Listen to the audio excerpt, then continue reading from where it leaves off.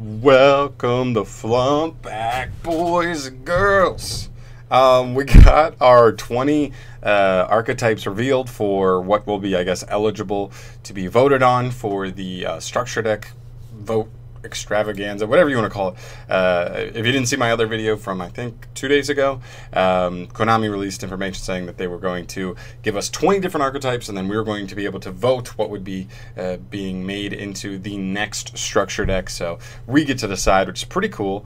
What's interesting here is that the voting period will determine the top 5 themes, going from today at 5 p.m. until June 27th. So 6 days, June 27th being the last day, at 5 o'clock as well. And the final decision period will be June 28th at 5 p.m., where there will be, I guess, deciding June 28th till July 3rd, so another like week-long period. They will be deciding between which of the top 5 decks would be like the final deck, and the result will be announced at 7:30 p.m. on July 3rd via Twitter. And the structure deck will be announced or be released, December 7th, 2019. So this year in December, which is a little ways off, but you got to assume they don't have they didn't already decide what the support would even be, so they have to develop it. We already have two structure decks confirmed for the rest of this year, so we need those to come out, and then we'll get this one. But I'm pretty excited to see what actually gets voted here, and let's actually jump into what exactly are the possible options here. So we'll start. I'm just going to give my quick thoughts on each one and what I actually think about all these different archetypes. So first is Inzectors. This is one that I would totally be fine with. I actually really like Inzectors. I've had the deck core for a long time. And it's really cool. So they still have Dragonfly on the ban list, so that's something that is interesting to note here, is that if Dragonfly stays on the ban list, it's kind of weird to give them a structure deck. I feel like they'd have to take Dragonfly off the ban list to really help it work with like the new support, so that may be something to keep in mind. But Inzector is really cool. Next is Atlantean / Mermail, which is pretty cool. What's interesting is that Atlanteans already had their own structure deck. Mermails never did. This is a pretty beloved deck, but I'm not sure, just because of how Atlanteans are more like techs right now.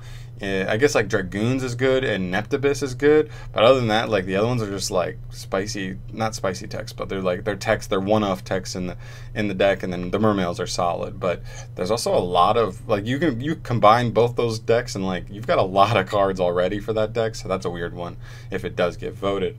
Next up is Chaos, a Chaos Sorcerer and Blackluster Soldier. So all those kind of combined into one. Pretty interesting. They don't their support is not entirely cohesive. It's one of those decks where they have mini cores that sort of work together, but not all of it really works amazingly together. But it's interesting. I wouldn't hate this one, but it's definitely not my first pick. Next up is Mecha Phantom Beast. This is a really interesting one because this is one of those decks that, especially in Master Rules 4, people might have thought had a chance to really thrive, because they do just generate a bunch of tokens, and tokens, as we know, can be used as link material for the more generic link monsters. And maybe this is the kind of support that could get them into being a relevant deck, because they can use those tokens to link off and just make strong link plays. But we'll see. I think this is an interesting one for sure. Next up is Trap Tricks. This is probably straight up, no joke, my number one out of here. With Trap Tricks Sarah, the deck is a legitimate deck. It's still tier 2.5, still tier 3.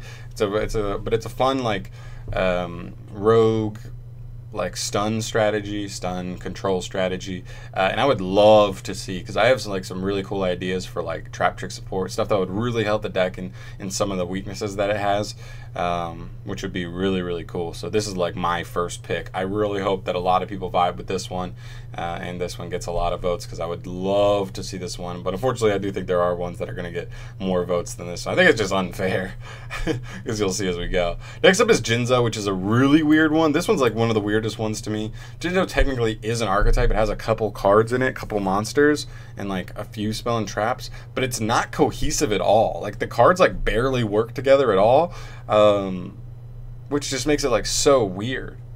They could make a whole structure deck around it, I guess, but what do you do? Their cards do such different things, and Jinzo itself just shuts down trap monster or trap cards, so Do you just build an anti-trap deck? Traps aren't even like, are like literally the most irrelevant type of card we have in the game right now. So you're gonna like make a structure deck based around that. I just don't see Jinzo getting that many votes either, but also it'd be a super weird one. Next up I have Sacred Beasts, which is actually pretty cool as well. Again, not really an archetype yet, but maybe that's, I mean, the structure can make it one, but I don't think this will really get that many votes. I think it's just one of those cool ones where some people will vote it because they think it's cool, but overall I don't think it's that great. And I think the strategy would just end up being like sort of like an Earthbound Immortal type deck, like something along those lines, and everybody knows Earthbound Immortals are like hot duty. Their support makes them a little better, but not good by any means, but interesting.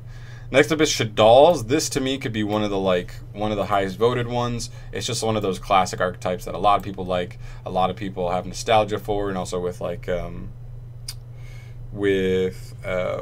Construct being on the ban list so long, finally coming off. Maybe this is where people are just like so psyched about them and still on that hype train and trying to get a little more support for them. But they're not really a deck now. They're more like a package, and you won't really see like a pure Shadal deck anywhere. Next up is Dark Lords. This is another like interesting one. I don't think this one will get a crazy amount of votes, but a decent amount. But it's cool. This is just one of those decks that like actually can play right now, but it just seems to be lack like just a little bit of either consistency or power on certain in certain duels, just to be able to do that efficiently. So I think support would be pretty cool. They still don't have their Link monster yet, which does help the deck a little bit. But it would be an interesting choice for sure. They're all interesting choices. I mean, think about any of these. Next up is a really weird one, Archfiends. So Archfiends are one of the most power-crept archetypes of all time. They have actually a good amount of cards, but their cards are like all like cards that like deal with rolling a die on like to possibly get something, or you just like punish yourself pretty hard.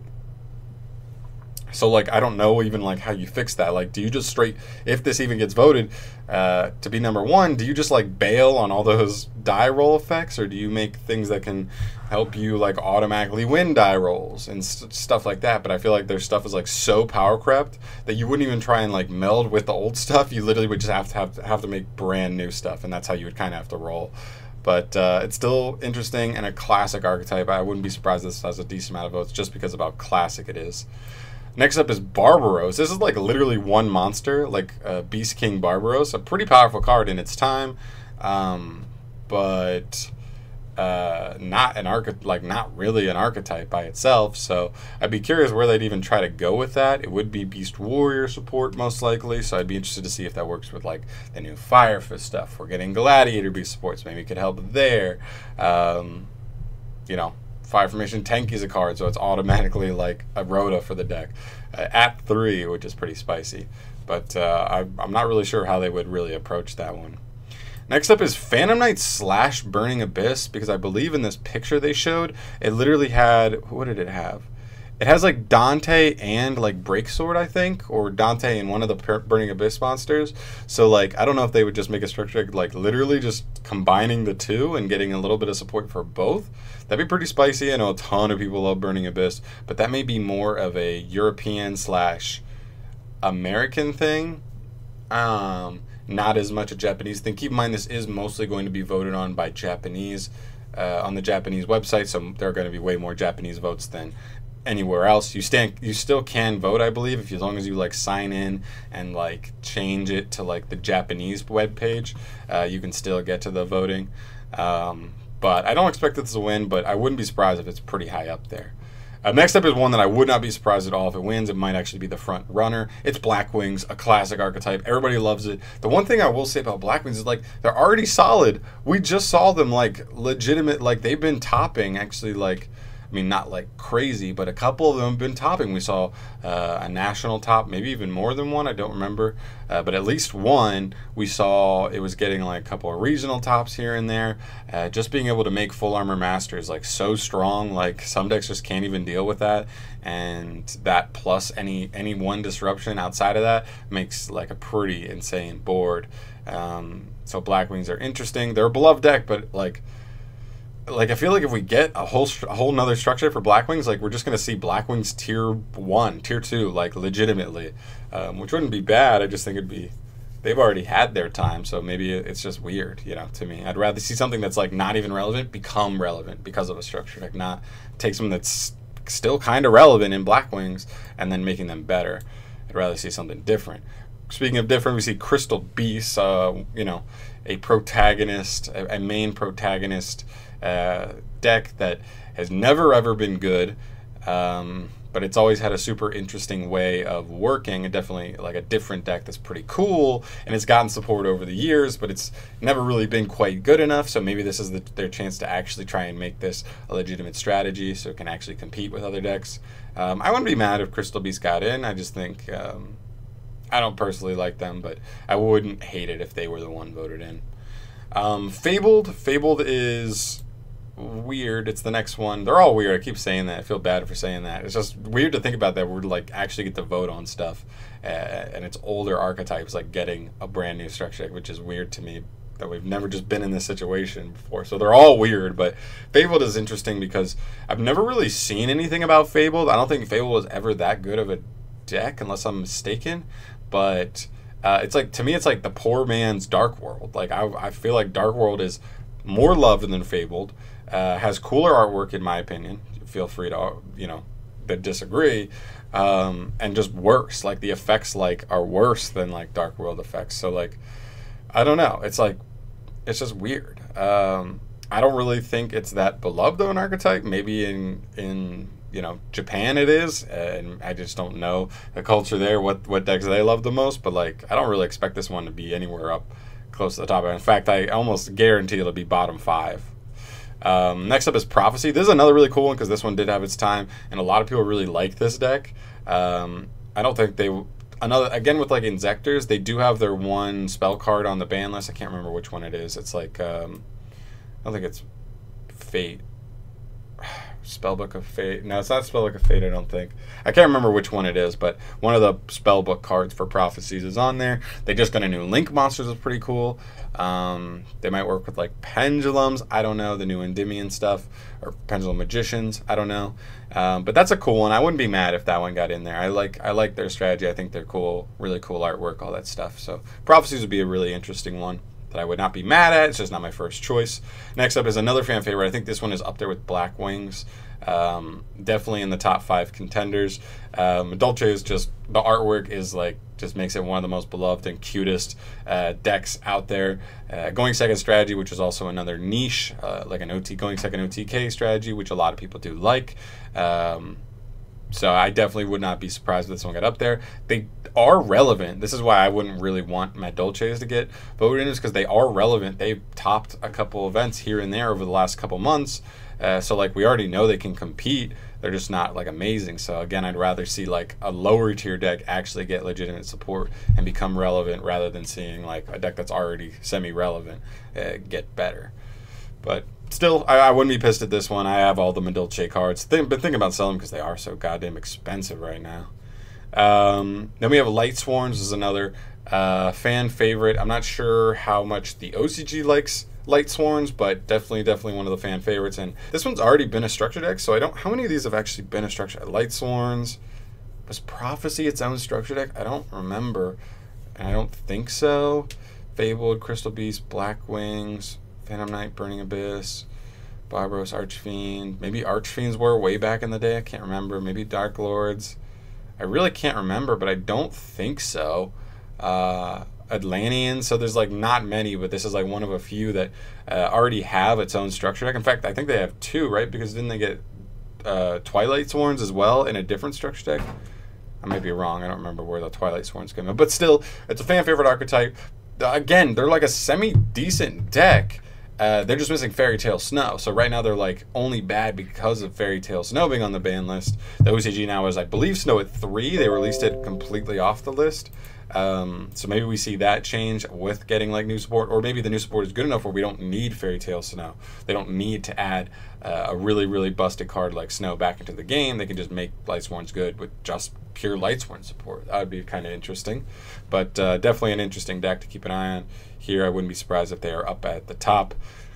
Next is Charmers. This goes along with, we've been getting support for them as well. We have Heat to the Fire Charmer Ablaze. We're getting Win the Wind Charmer Verdant, whatever. Really cool link monsters, but they're more generic support for just like any deck, more so than Charmers. I think it'd be a really cool, interesting take on Charmers if they just like made the rest of the link monsters for Charmers, and then Charmers were just kind of a deck that could like easily make them. And then just like you keep taking stuff out of your opponent's graveyard, keep stealing their monsters out of their graveyard and punishing them with their own monsters. I think that'd be a really interesting strategy. And if they could do it in a really efficient and interesting way, maybe it could be like a legitimately threatening strategy. Other than that, I wouldn't be surprised if they're actually high up there because they are super kawaii, super cute girl archetype. And if they're near the top with a high amount of votes, I would not be shocked. So do not be shocked if they're up there. And I won't be mad, honestly, because this is like one of the worst decks on this list in terms of like where they currently stand. And I wouldn't be mad if they actually become like a cool rogue strategy.